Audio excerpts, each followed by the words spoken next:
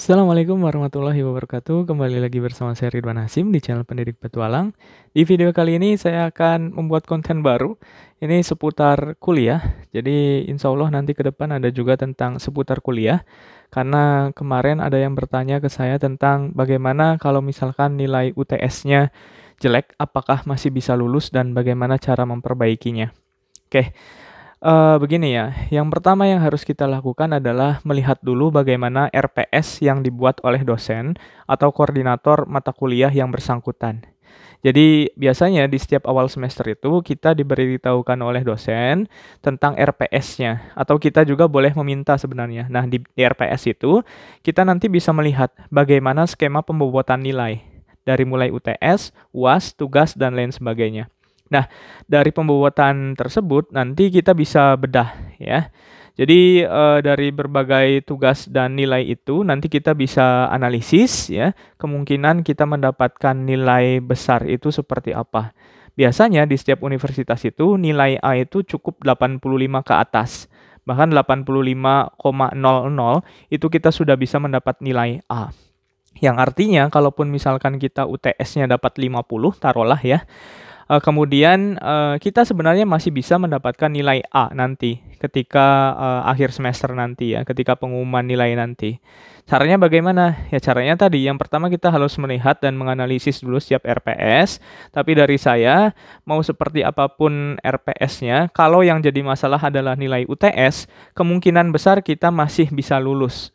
Ya, kemungkinan besar. Caranya apa? Belajar. Karena kita bisa memperbaiki nilai UTS itu dengan nilai tugas ya. Setiap tugas dikerjakan dengan sebaik-baiknya, sesuai dengan petunjuk yang diberikan oleh dosen yang bersangkutan, sesuai dengan arahan yang diberikan oleh dosen yang bersangkutan. Jadi tidak keluar dari apa yang diminta oleh dosen tersebut.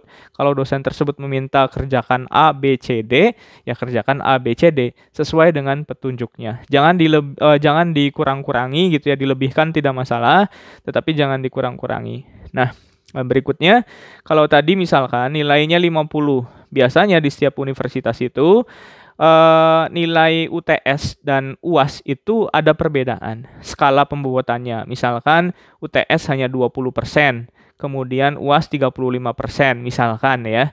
Jadi setiap universitas beda-beda, bahkan setiap dosen pun beda-beda. Tetapi yaitu kalau misalkan kita mau memperbaiki nilai, caranya adalah belajar, perbaiki dari perbaiki dari nilai tugas, kemudian juga UTS. Senjata utamanya sebenarnya adalah UAS, ya. Senjata utamanya adalah UAS. Kalau UTS-nya masih jelek, usahakan di nilai UAS-nya itu bagus. Taruhlah misalkan tadi 50. UAS-nya itu mau nggak mau kita harus dapat di atas 85. Kalau mau tetap dapat nilai yang bagus. Ya, usahakan di atas 90 ya. Kalau misalkan kita ingin dapat nilai A. Kemudian nilai tugasnya juga terus tuh dihajar terus ya, kira-kira dapat nilai yang memuaskan agar nanti yang tadinya nilai UTS-nya jelek itu bisa lulus bahkan mendapatkan nilai A. Saya sendiri pengalaman sering sekali mendapatkan mahasiswa yang awalnya UTS-nya itu 60. Tapi ketika saya berikan nilai akhir, ternyata akumulasinya itu di atas 85. Nah, ini karena tadi ada perbaikan di tugas, kemudian juga di UAS. Karena saya selalu memberikan pengertian.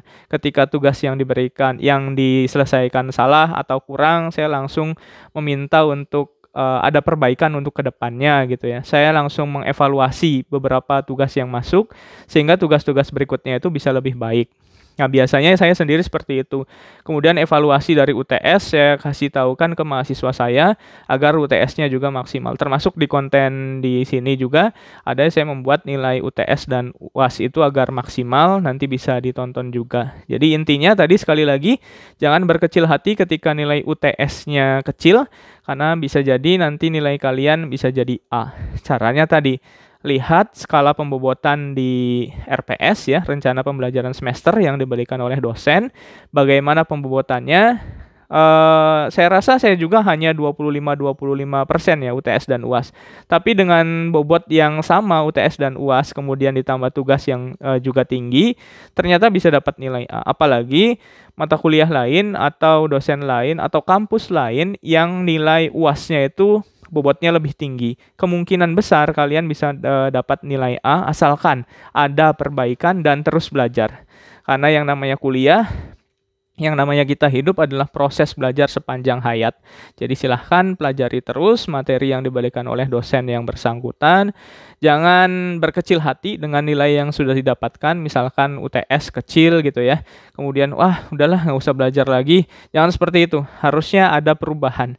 Dan saya apresiasi ada yang bertanya bagaimana agar bisa lulus.